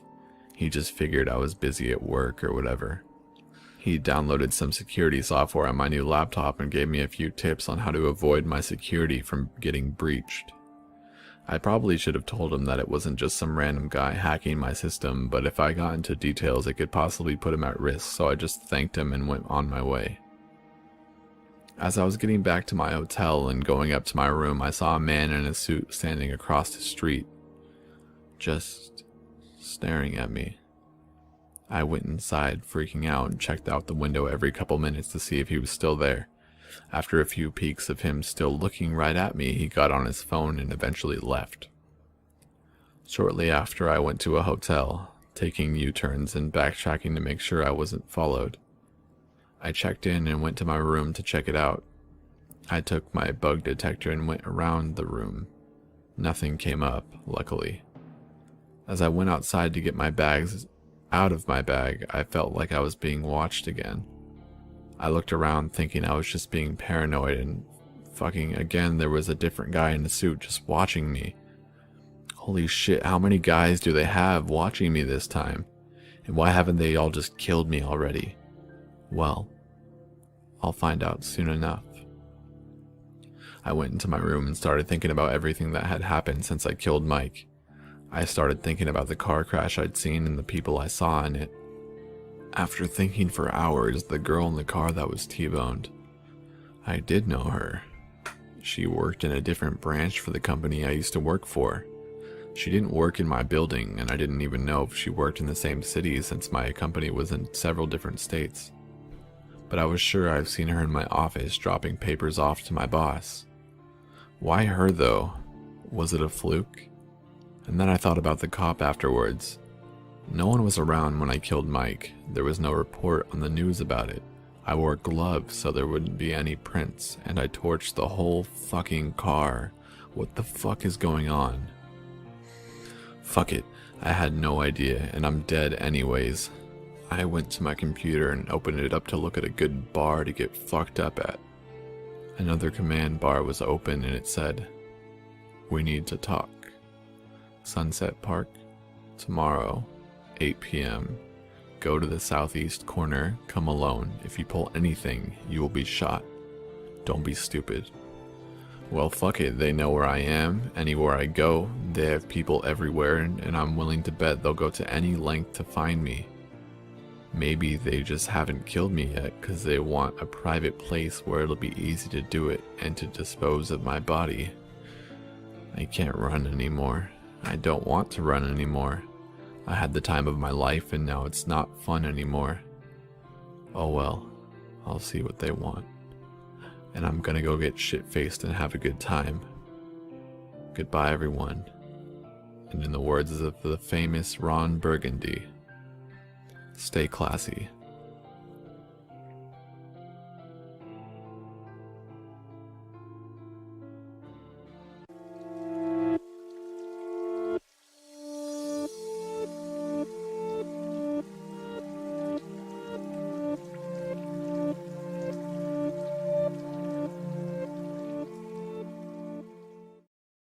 Hey everyone, this is part 2 to the day I hired a hitman story.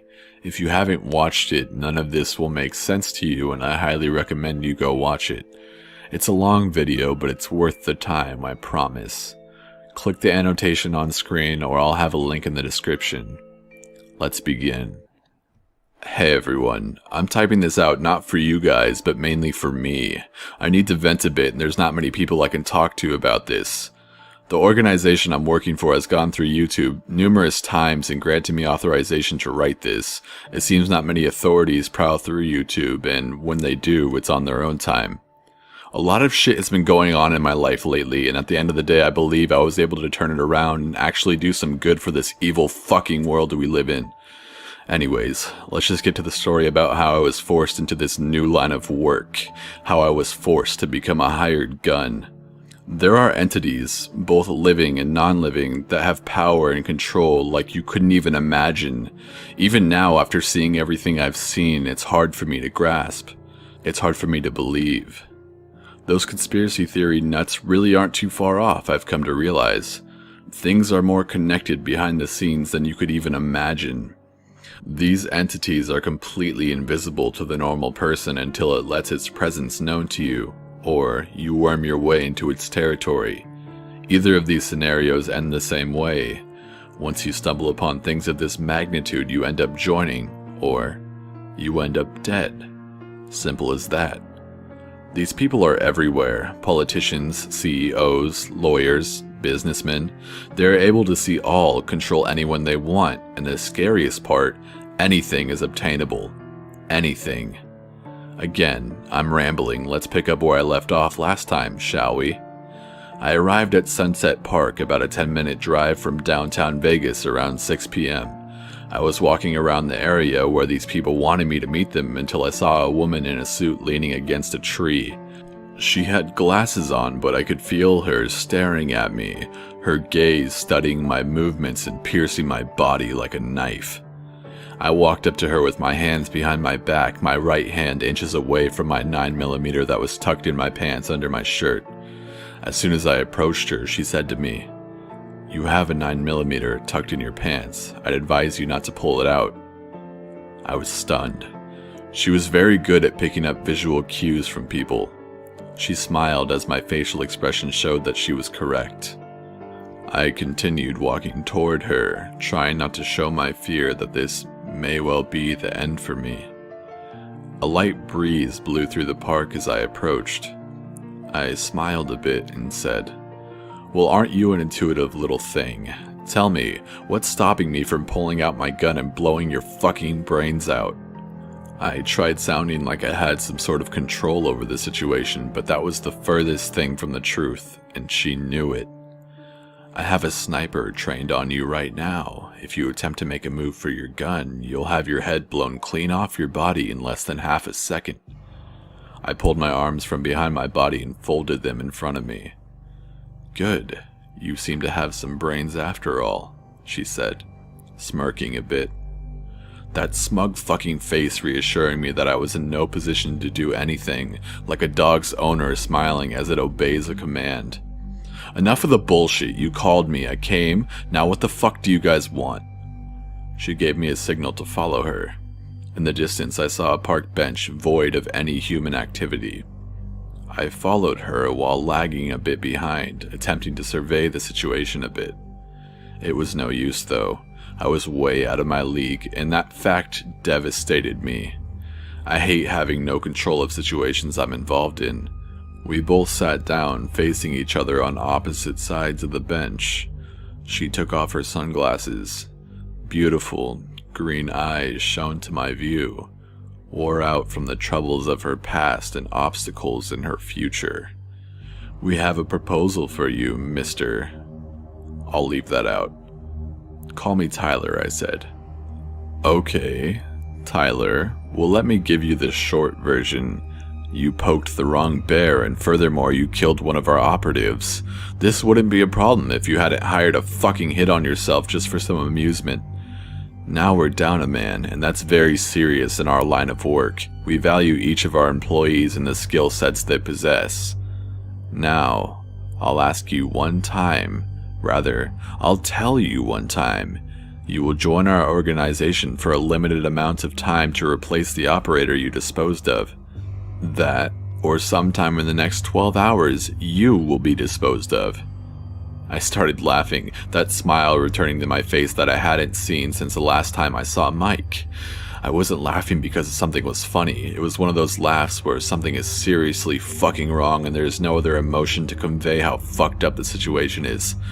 She glared at me like this was some kind of fucking joke, like my life was just a joke. Well, I don't have much of a choice now, do I? Smart man, she said.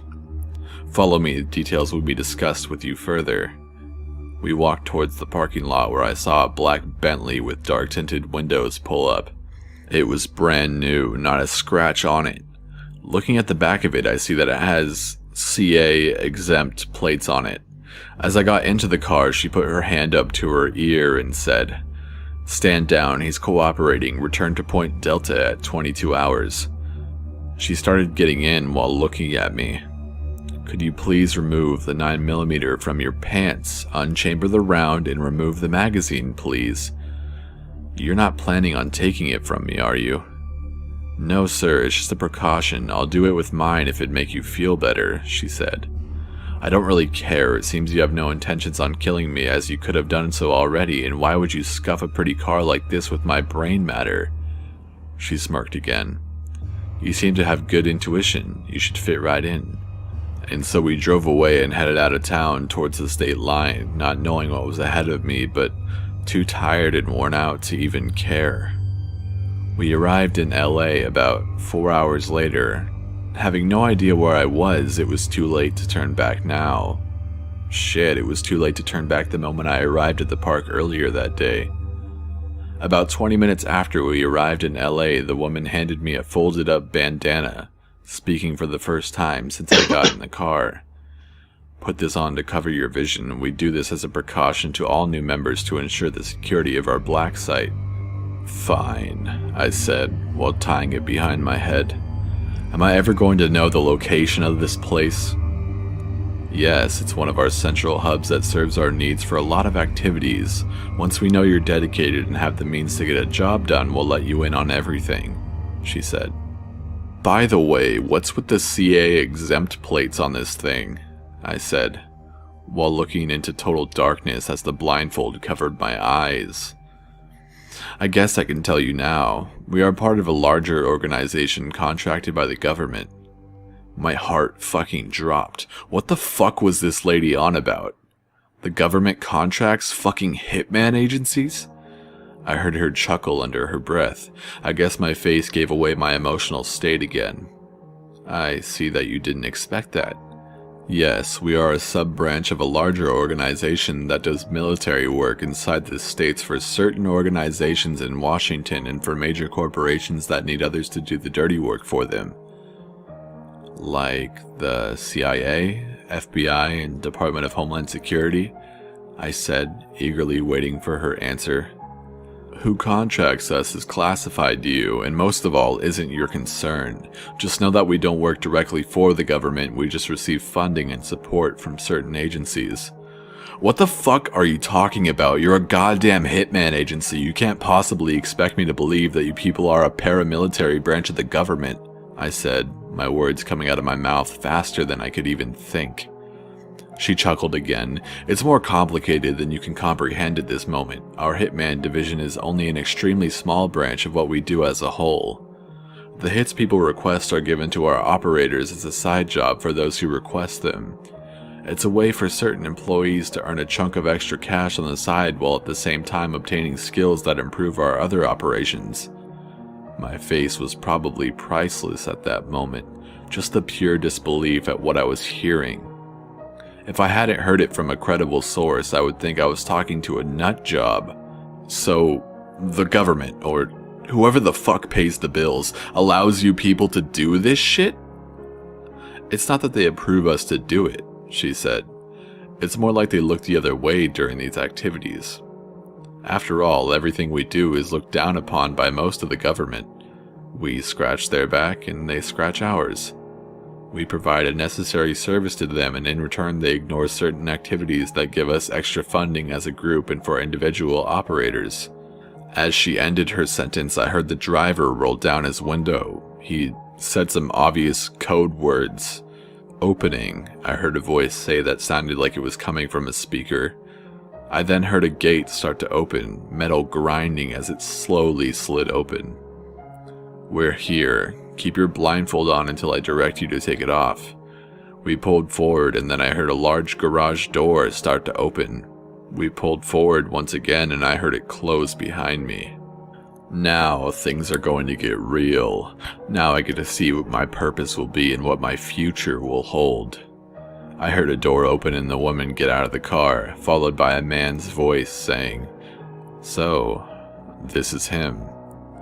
"Yes, this is him," I heard her reply. A hand grabbed my arm and helped me out of the car. "You can take the blindfold off now, Tyler."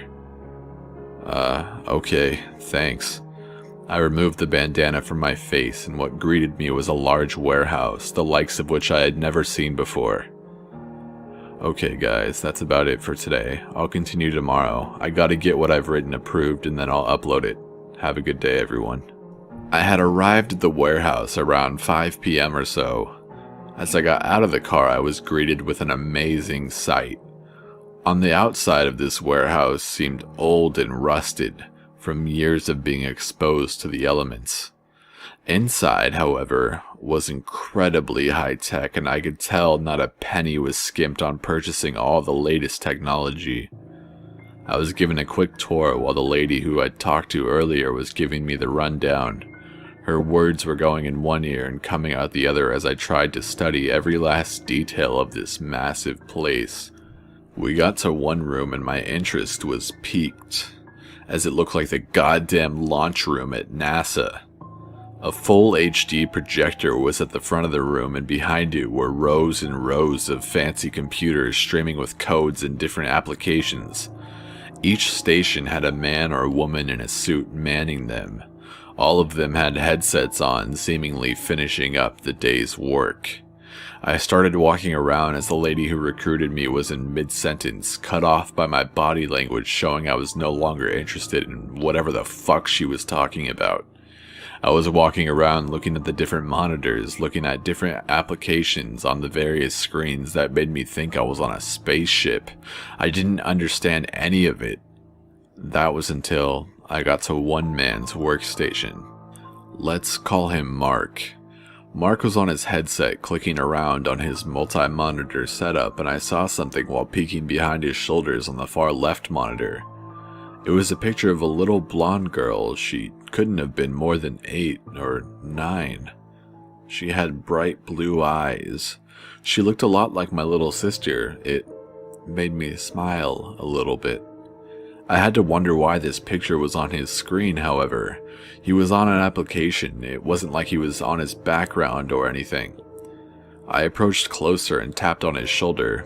He turned around and looked up at me, seemingly intrigued with what I was inquiring about. "Can I help you?" he asked with an upward inflection in his voice. "Yes, you can. I just started here. What's with the picture of the little girl?" I asked confidently, as if I had just been hired to run the fucking place. He gave a quick glance to the woman who brought me here, seeing if it was okay to talk to me. A quick nod of her head, and he continued. "It's a picture of a little girl that went missing 2 weeks ago. The mother thinks she knows who has her, but unfortunately the police were no help," he said. "So we have a search and rescue squad in this place or something?" I asked quickly. No, sir. She had a hit put out on the guy. It's her old boss, a high-ranking banker who she used to work for, apparently a really sick fuck. She sent us the picture in hopes that we might run into her at his place once we take care of the guy. Something happened inside of me right then. A kind of feeling that I can only describe as fate screaming in my face. I was supposed to be here. I was supposed to talk to this man, and I was supposed to ask my next question. Are there any other operators on this case already? No, sir, he said. It just came in earlier today. The woman had just gathered the funds in order for us to take care of it. I shot a quick glance over at my recruiter. For the story's sake, let's call her Anne. I'm taking this job as my first. Any objections? I said. As a matter of fact, nothing she could say could change my mind on this, even if I had to do it for free. She came over to the computer and asked me to give them a minute so they could talk. She came back up to me where I was waiting for a short time. This job isn't the type of thing I was going to assign to you at first. It's a hit. You know that, right? I'm well aware, I said, my tone hard as stone. Okay, as long as you know.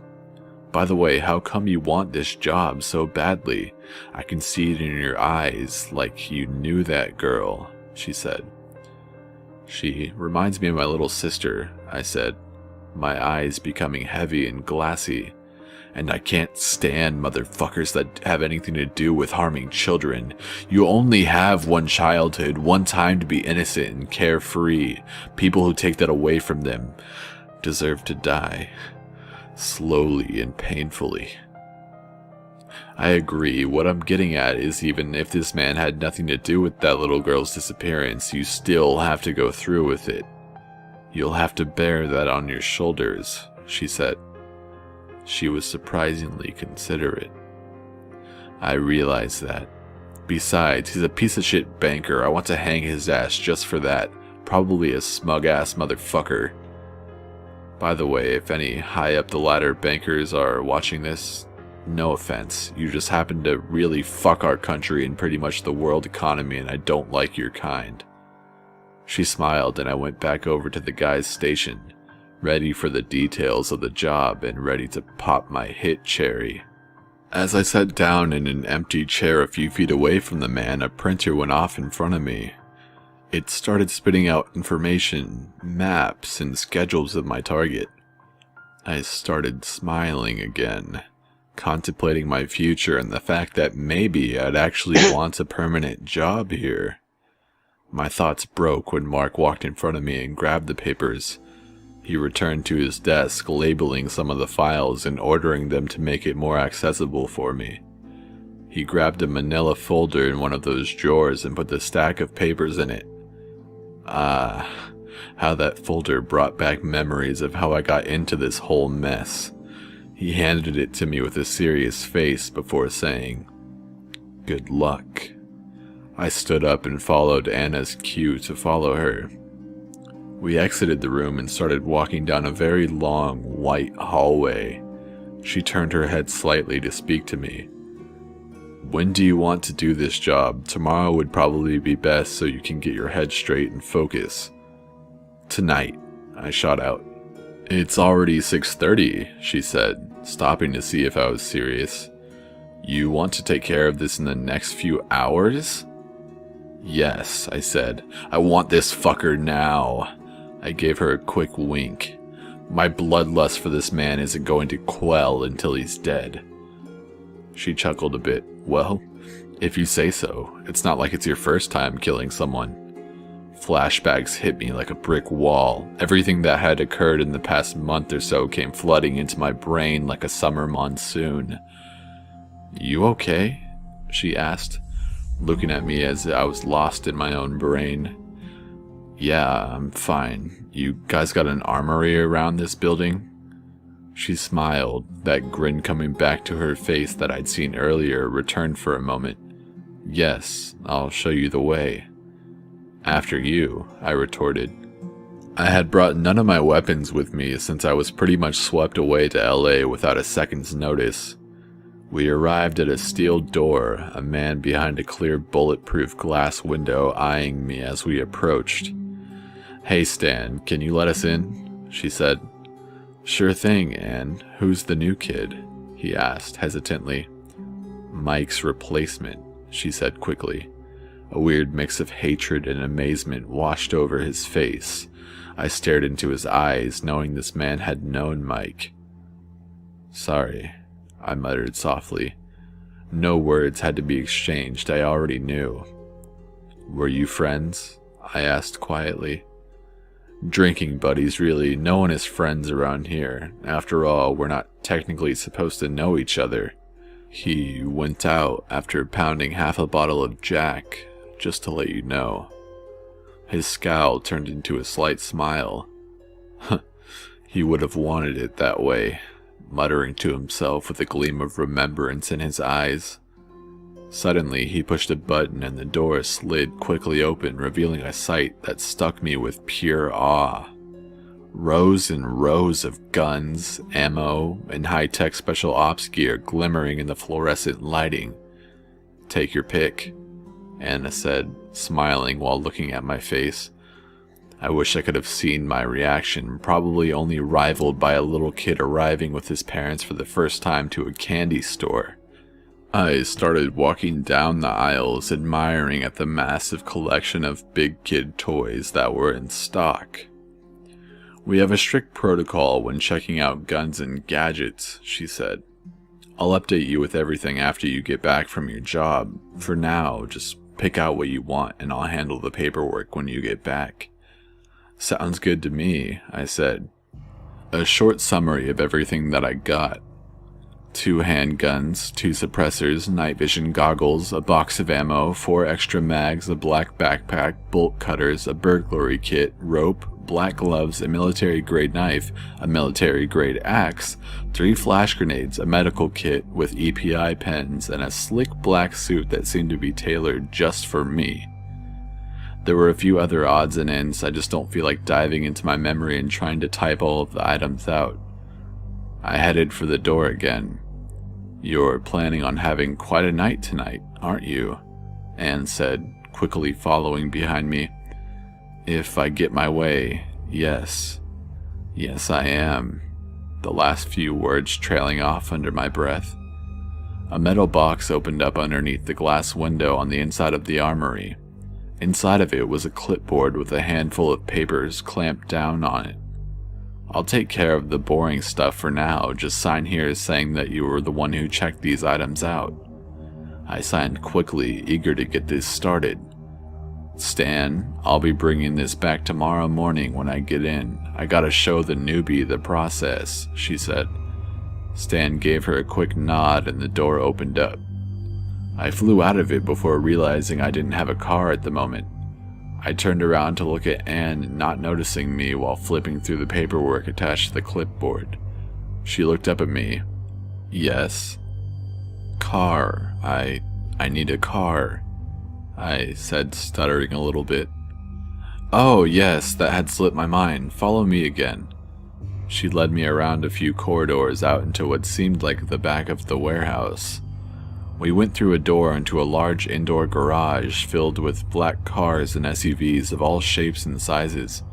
"Take your pick, except for the ones that are parked inside the red boxes. Those are on reserve by some of the top officials." I nodded quickly before running around the lot like a spoiled teenage girl getting her first car from mommy and daddy. I walked up to a set of black Bentleys, both black from head to toe, each with a set of government plates. I pointed. "This one," I said with a huge grin on my face. Anne laughed. "I see you have an eye for luxury, huh?" "I suppose," I responded. She went over to a large metal rack and looked up to the spot it was parked in. As I approached her, she threw me the keys. "Don't fucking scratch it," she barked at me as I ran back towards the car. Yeah, I hollered back from across the lot.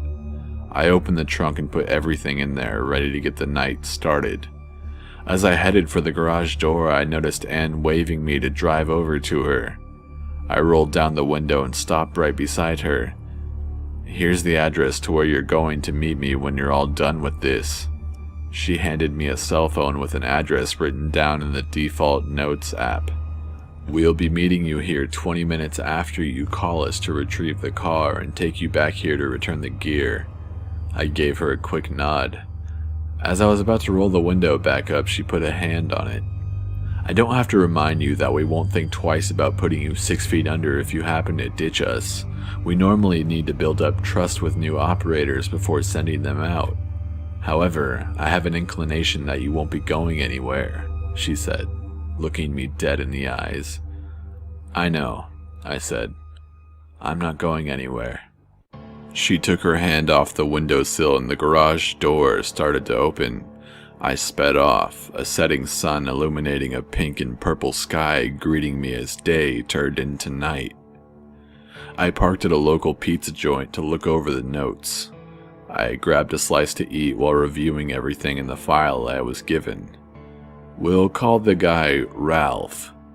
Ralph was a high-ranking banker at a major bank in downtown LA. The type of guy who spent 5 years getting promotion after promotion over guys that had been with the company for 20 years just because he was born into a family with connections. The type of rich douchebag that acquires a sick and twisted taste of erotic things as soon as he secures a position of wealth and power. The file said that he had made multiple advancements on the woman who took the hit on him, raping her one of the times. A complaint was filed on her behalf only to be told by the higher-ups to shut her fucking mouth if she wanted to keep a banking job anywhere around the entire West Coast. A man with connections indeed. It also said that he had mentioned something about tasting her little girl as well. This made me sick to my fucking stomach, yet I was smiling. Smiling because this rich fuckface had no idea what was coming to him. The worst night of his life would be his last as well. No kids, and a young 20-something-year-old girlfriend who was on a trip to Hawaii at the moment while he was finishing up work before taking a vacation himself. After I had read enough and had a game plan, I started taking off. I noticed I had only eaten half of my pizza. I was so excited and nervous that I didn't have much of an appetite. The sick things I was going to do to this perverted fuck. Just thinking about it makes me smile. One less sick fucking scumbag on the earth to hurt people. I was either going to make him suffer just a bit if I found the threats to the woman's daughter were empty scare tactics, or make him feel the pain of 1,000 medieval executions if I found the evidence to the contrary. I set out around 8 or 9 p.m. to get started. I passed by the mansion community that he lived in, guards checking in guests before they could enter. Security wasn't terrible, but it would be easier and more beneficial to sneak in. I found a spot about a quarter mile away and parked the car. I made my way, backpack in hand, to the back brick wall of the community. Shrouded by darkness, I hopped the wall and made my way to the man's house. The house was dark, vacant, it seemed, of any human activity. I used a bump key to get into the garage door that led from the side of the house. No cars were in there, neither was one in the front. I checked the door leading into the house. It was unlocked. I slid right in and gave myself a tour of the place while making myself at home. I tried to make it quick, making my way through while tipping over expensive shit like lamps and vases, because why the fuck not? The guy is a disgusting prick. I entered one room and saw something that caught my interest. It had a few teddy bears, and upon closer look, the dresser drawers contained children's clothing. This guy didn't have any kids and was definitely not the type to have a niece or nephew stay the night. It was all just off. I could feel it. In the closet I found a tripod and an accompanying HD camera to go with it. It gave me the chills. Something was not right about this. Just as I closed the closet door, I heard a car pull up while headlights illuminated different sections of the house as he turned off the street and onto his driveway. It was go time. Time for this motherfucker to pay. I watched for a moment out of the second-story balcony as he stumbled out of his car to the front door. He was definitely drunk, which is good. Makes an easy target. I exited the bedroom and grabbed a signed baseball bat that was hanging in the hallway. I made my way down to the double front doors. Just as I hid out of sight in the corner, he put the keys in the lock. The door opened halfway and he staggered inside. He kicked the door shut behind him and started walking towards the stairs. "Hi, Ralph," I said quickly while raising the baseball bat to my side.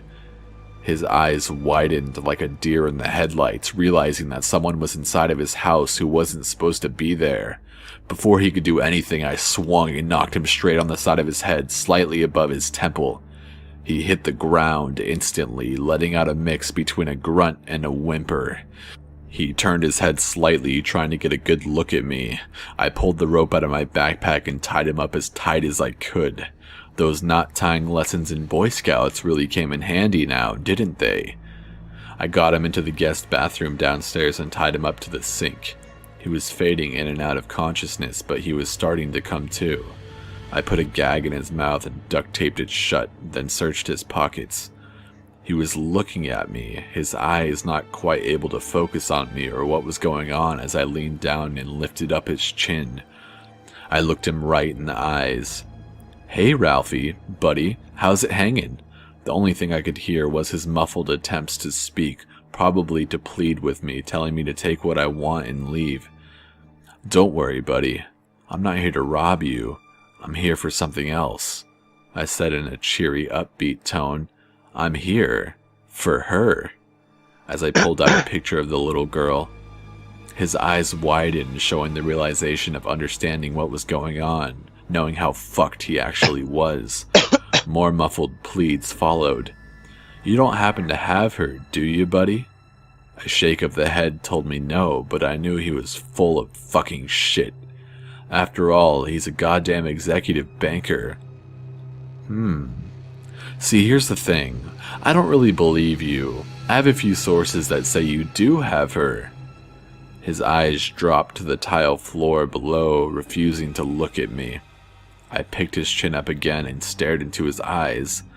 "Look, man, I'm going to level with you. This will go a lot quicker for you and me if you just tell me where she is." I ripped the duct tape out of his mouth for a quick second.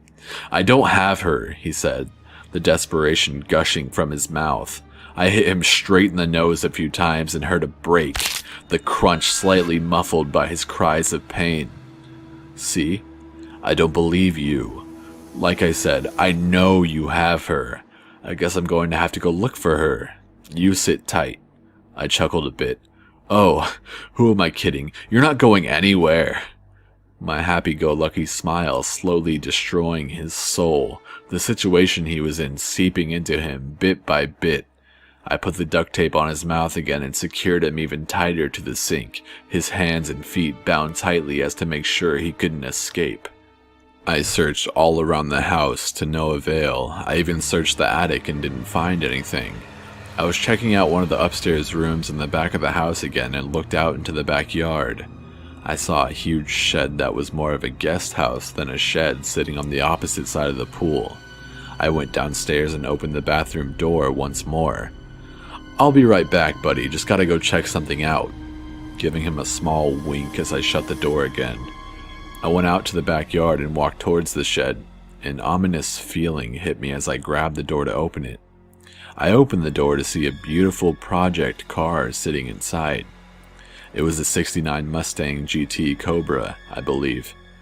There was only one floor with multiple rooms in it, one filled with gardening tools and supplies and the other filled with mechanic tools to work on the car. I searched around and found nothing. I was about to give up when I saw something that caught my eye on the floor. A cardboard mat laying under the car, presumably to keep oil stains from staining the pristine tiled floor. I removed it and got on my hands and knees to look under the car. Something caught my eye again, a little outline of what looked like an entrance to a lower level. I looked around for the keys to the car and found them sitting on a shelf next to a few other items. I got in the car and opened the garage opening, then I pulled forward to see what was underneath the car. As I got out and looked back into the garage, my suspicions were confirmed. It was a small trapdoor looking entrance to a lower level. The only thing identifying that it was there was a small outline where the door met the tile. I walked over and pried it open to find a staircase leading down to the dark pit below. I started walking down to see what this motherfucker was hiding down there. I hit the bottom of the stairs, feeling the whole time for the light switch or something. I finally found one, lighting up the whole room and lighting up the most disturbing scene I'd ever witnessed. It was something straight out of a fucking horror movie. It looked like a dungeon. A few cages along with both small and large shackles. It was inside those cages that shook me to my very fucking core. The little girl I had seen on the computer screen earlier that day was in one of them, her once bright blue eyes now dim with fear and anguish. As she saw me, she scooted herself up into the far corner of the small cage, afraid that I was someone else that was going to hurt her, or worse. As I stood there in utter shock, I saw movement to my left. I turned my head slightly to see another girl, a little brown-haired girl that looked like she was of Mexican or South American descent. My eyes started to water uncontrollably, and I'll admit it, I started crying. No human could do this, especially to little girls. Only fucking monster or a beast could do this. Don't worry, I said, staring the blonde little girl in the eyes, talking with the quietest high-pitched voice I could muster up. I'm not here to hurt you. I'm going to get you out of here. I looked around to find the keys, and to no avail, they weren't down here. Hold on, I'll be right back, okay? She gave me a quick little nod, not knowing whether she could trust me or not. I ran back in the house to grab the bolt cutters in my backpack. I grabbed them and passed by the bathroom. I opened the door quickly to see Ralph struggling to get the rope untied, but failing miserably. His eyes widened wider than they had ever been, I'm sure, as he saw me there holding the bolt cutters. Oh, don't worry, you motherfucker, I'm not using these on you quite yet. A quiet whimper escaped through the duct tape as I closed the door. I ran back to the shed, or garage, whatever the fuck it was, out back and flew down the stairs. As I entered the little girl's view, she crawled back into the corner of the cage, I'm assuming because she thought I was going to use the bolt cutters on her. That just wanted me to make that fucking monster inside die even slower. I approached the cage and started clipping the cage bars one by one. It looked like a makeshift enclosure, maybe 2 or 3 large dog kennels welded together. As soon as I could pry it open, I tossed the bolt cutters to the side and reached my hand in. Don't worry, I'm not going to hurt you. You're safe now, I said, trying to smile and sound reassuring. She reluctantly grabbed my hand and I pulled her out, hugging her tightly, and I whispered in her ear that she is safe now, and that I was going to get her home to her parents. I set her down and knelt down to her level. I'm going to get your little friend out now too, okay? So please, stay tight until I get her out. She gave me a little nod that she understood, and I started working on the other little girl's cage. I looked around at the other few cages, knowing at one point in time they were used for other little kids, maybe even in their teens, that were held here and never left. Alive, at least. I pried the other cage door open and grabbed the other girl's hand. I gave her a big hug and also told her everything was going to be okay. I set her down, and I'll never forget what happened next. They hugged each other, tight, not wanting to let go. To each other, they were probably the only thing that made the situation a little bit brighter, able to talk to one another in the pitch black and pass the time. I touched each one of them on the shoulder and told them I was going to get them home now. They each grabbed one of my hands and I led them out of that hellhole. As much as I wanted to tear that man inside to fucking pieces, I needed to get these little girls to safety first. I called up Anne and gave her the lowdown. I asked her if she could come pick up the girls and take them to the police station. I called the front gate and acted like Ralph, letting them know that I was expecting a visitor. 20 minutes later, Anne arrived. Before putting them in the car, I knelt down again and said, "Okay, you guys, this nice lady's name is Anne, and she's going to take you back to your parents. Now, be good and remember that the bad man that brought you here is gone forever. He can never get you again, okay? You guys are brave little girls. I want you to know that." They nodded, understanding that they were finally out of that place, their eyes finally gaining a bit of light knowing it was over. I gave them each a big hug and set them in the car. The little blonde mumbled something and I leaned in and asked her, "What was that?" With all the strength she had in her, she whispered, "Thank you," into my ear. That was it. I started fucking bawling. "You're welcome, sweetie." The other little girl slid over and gave me another hug. I nodded and said, "Now, you be good." Another few little nods and I shut the door. I approached the driver's window. Anne was looking at me and said, "You did a good thing, but what about you-know-who? Is he still in there?" "Oh yeah, he's still in there, and he's about to be in fucking pieces in about 10 minutes. She nodded and said, "Okay, just call me when you're all finishing up and try not to leave too much of a mess for the cleaning crew, okay?" "Alright," I said. "Just get these little ones to the police station and say you found them wandering around or something. I'll figure it out. Have fun." I just nodded and waved bye to the girls as they drove away, seeing them wave back to me as they rounded the corner out of the neighborhood. I slowly walked back inside the house. It is now around 1 in the morning or so. Ralph was still trying to make it out of the ropes, his wrist bloodied with rope burn. I opened the door and grabbed my backpack that was laying on the ground. "Come on, motherfucker, we're going to have some fun now." I slammed his head against the sink and then untied the ropes that were restraining him to the sink. I led him outside the house and into the garage. A look of horror came over his face when he saw the trap door was open. "Yeah, you motherfucker, I found them. They're gone now, and you're not ever going to bother them again." I shoved him down the staircase. He tumbled down like a rag doll. He was defeated, and he knew it. He knew that's the last time he was ever going to see the outside again. I used some of the chains to chain him into the middle of the floor and went back up to close the hatch. More useless whimpering came out from where the duct tape was resting on his face.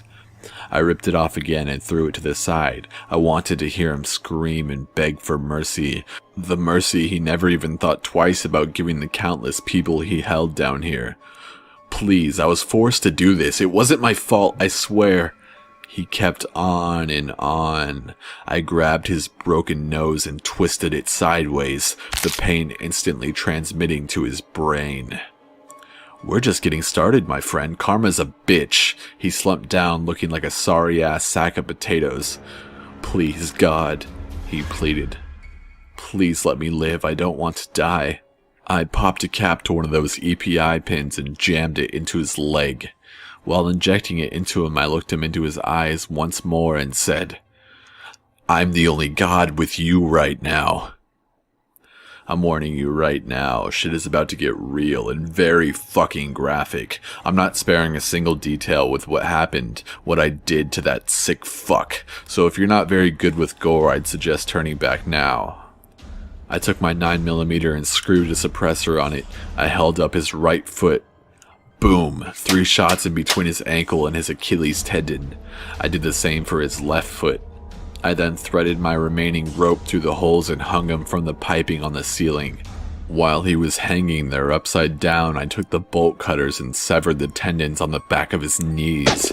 His screams were music to my ears, each one retribution for a horrible act he had committed in this very room. I then pulled out my gun and popped 2 rounds into each one of his kneecaps. One of his Achilles snapped under the weight, and with it came a cry of pain. Before the other one snapped, I used the bolt cutters to cut it halfway through, letting the rest snap under his own weight. I stripped him down to his boxers, him laying in a mess of his own blood and sorrow on the concrete floor. I stomped his balls until one of them felt like it burst. I took my other EPI pen and injected it into him. I wanted him to suffer through this. I wanted him to feel every last fucking nerve being severed in his body. I picked the bolt cutters up and laid him on his back. I put them under his boxers and positioned his dick in between the edges. He looked down at what I was doing for a quick moment and yelped out a quick no before I sliced his dick off. Instantly, he started bleeding even more.